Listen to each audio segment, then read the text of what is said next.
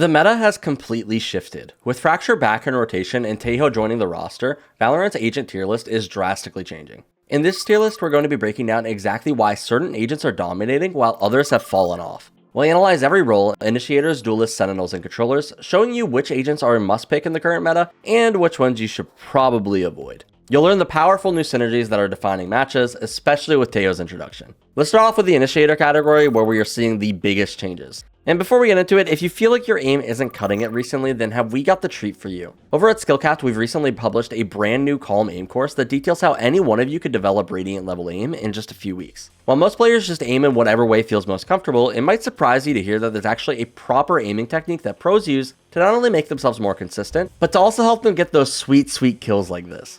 In our course, we are going to teach you this proper technique and even provide you with an aim training routine that you can use to instantly start improving your aim and climbing today. Unlike other routines, this is a simple, less than 15-minute exercise that you can do before you play that will do wonders for your aim. Not only that, but our site is literally backed by a rank improvement guarantee, so if you don't climb, you don't pay. If you're really looking to climb this act and want to start actually fragging out in your matches, be sure to check out our new Calm Aim course using that link below. And other than that, let's take a look at our Initiators. Now, to no surprise, at the top of our tier list stands Tejo, the newest Initiator to join the roster. Players are still discovering the depths of his abilities, but even from release, his kit showed incredible potential. I got the pleasure of playing in the most recent playtest involving him, and I've got to say that the missiles felt pretty overwhelming, and players don't even really know how to use them yet that well either. Now, the true strength of Tejo emerges though when the team builds their composition around him. Combining his missiles with agents like Breach, Astra, and Deadlock creates devastating executes that leave enemies with impossible choices. Now, while his missiles refresh every 40 seconds and provide constant pressure, running Tejo as a solo initiator does seem to pose some limitations. He only has one stealth drone for info, and his lack of flashes means that he can't exactly do it all when it comes to taking space.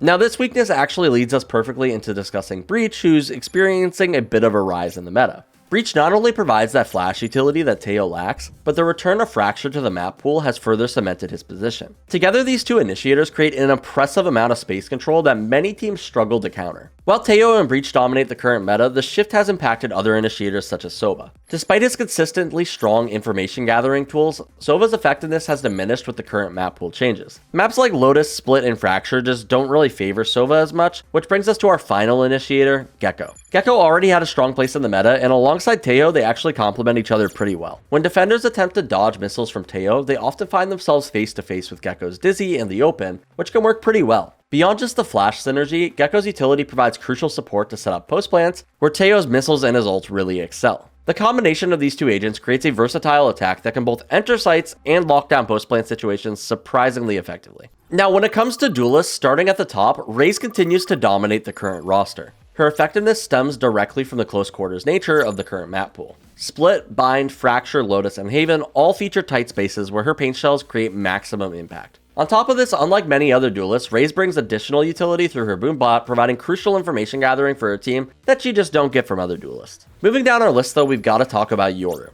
I think we need to leave the whole Yoru is hard to master thing in 2024. The honest truth is that Yoru is just a really strong duelist, and there is an abundance of available footage and strategies available online that make mastering Yoru not all that difficult. If you're still sleeping on this agent in 2025 because he's difficult to play, then you are missing out. Not only just for his strength alone, but his synergy with Tejo is particularly noteworthy as well. When Tejo's missiles clear out common holding positions, Yoru can just teleport into them, significantly reducing the risk. This combination turns previously dangerous teleports into actually really safe repositions. And Yoru also provides that flash utility that Tejo lacks, while his ultimate can maybe fill some of the info gaps that Tejo has as well. It's actually kind of cute. This partnership exemplifies how Tejo and Yoru complement each other's strengths and cover their respective weaknesses. Now, rounding out our duelist discussion, we have ISO maintaining his position as a ranked powerhouse. His straightforward playstyle allows him to dominate ranked matches through pure firepower. ISO's undercut ability also shows useful synergy with Tejo's utility, which will give him an added benefit in the upcoming Tejo meta. However, his main strength remains his ability to take every fight at an advantage. While his kit may not offer the same utility as a Raze or the strategic depth that a Yoru does, ISO's effectiveness in ranked play cannot be understated. In the current meta, these are the three duelists that stand above the rest, each bringing their own unique strengths to the team's compositions.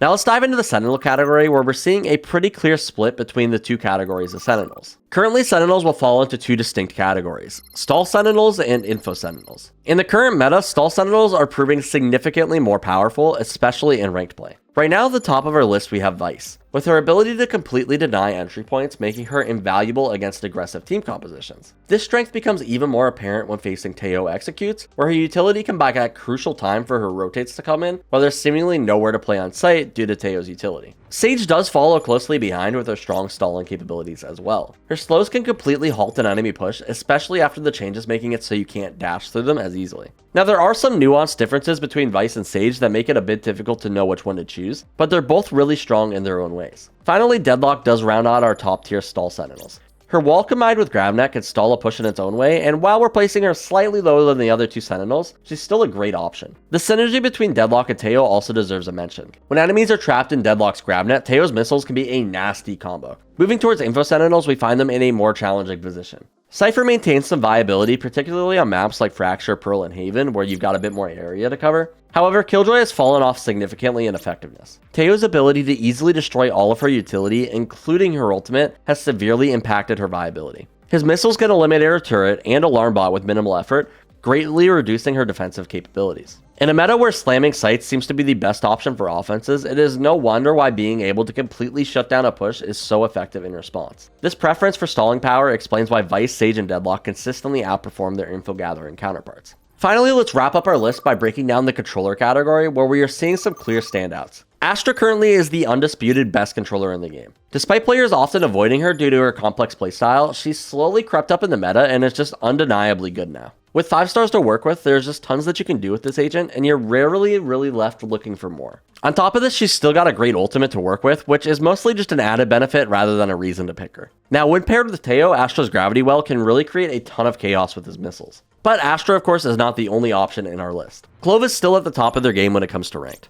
Clove currently holds the highest win rate of any agent in the game and has for a very long time. These agents that get less punished for their mistakes in a rank system seem to shine above, and Clove is no different. Even after dying, Clove can continue to provide value through smokes and a potential resurrection. Now, this forgiveness factor makes them an excellent choice for ranked play despite offering less utility than Astra or really any of the other controllers. Finally, let's talk about the eternal Brimstone versus Omen debate. Currently, Brimstone edges out Omen in effectiveness, particularly in ranked play. Omen's win rate has dropped significantly over the years, and not because he's a bad agent, but because ranked favors different playstyles. While Omen's blind remains his strongest ability, it oftentimes gets traded out for basic utilities such as mollies during site executes. Brimstone, however, excels in this rushed aggressive ranked format. His stim beacon enables faster site executes, and his ability to deploy 3 smokes all at once means that he's not going to waste them on a push that isn't going to happen. His molly also offers both defensive stopping power and flood denial, not to mention being able to secure post plants with it. Brimstone is going to be really obnoxious to deal with in the post plant meta dictated by Tejo. These features make Brimstone more suited for the current ranked environment than Omen's slower lurk-focused playstyle. And if you struggle with climbing, then let me tell you that we can help you out today and get you back on track and ranking up. As mentioned with our brand new Call Me Aim course, we'll teach you everything that you need to know about how aiming has developed over the last 10 years. We'll teach you the established proper technique that aim pros use to maximize their accuracy and with far less. Aiming can feel so hard sometimes, but we'll help make it stupid simple and get you ranking up in no time or your money back. Don't forget, site subscribers also get direct access to our coaches in Discord so that you can get personalized feedback just for you.